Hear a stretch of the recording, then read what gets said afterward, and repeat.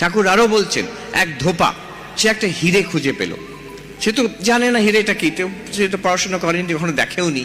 তো অতএব সে হিরেটা নিয়ে সে কাপড় ঘষে ঘষে পরিষ্কার করতো, কিন্তু তার একটা কৌতূহল ছিল, এটা একটা চকচকে পাথর, এটা কেমন পাথর। তার বন্ধু সে সবজিওয়ালা তাকে জিজ্ঞেস করছে যে আচ্ছা এটা কি জিনিস। তো সবজিওয়ালা আরেকটু বেশি জানে, সে বলছে এটা ভালো, খুব সুন্দর জিনিস, তোমাকে 10 টাকা দেবো, এটা আমাকে দিয়ে দাও। সে ভাগ্যিস দিয়ে দেয়নি, আরেকজনকার কাছে গেল, আরেকজনকার কাছে গেল। আমাদেরও ঠিক একই অবস্থা। আমরা যে আমাদের যে হিরে মানে আমাদের যে নিজের অন্তর্নিহিত চৈতন্য, যে কনসিয়াসনেস, যে আত্মা, সেটা সবজিওয়ালা মানে আমাদের নিউরো সায়েন্টিস্ট, সে বলছে যে এটা ওই ব্রেনের প্রোডাক্ট, 10 টাকা দেবো, যেটা তুমি তো বুঝি একদম বিক্রি করবেন না তাকে, এটা ওই ব্রেনের প্রোডাক্ট নয়, there is something more to it than that.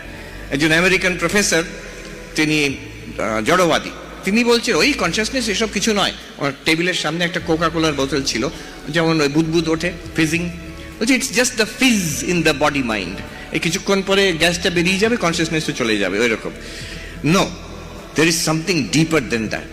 সেই ধোপা গেল শেষে যে জোহরি, যে ডায়মন্ড মার্চেন্ট, সে বলছে এইরকম ডায়মন্ড আমি তো জীবনে দেখিনি, তোমাকে আমি কত 1 কোটি টাকা, 10 লাখ টাকাকে 1 কোটি টাকা দিচ্ছি আমি, আর তার সেই যে ধোপার যে দারিদ্র সব মিটে গেল।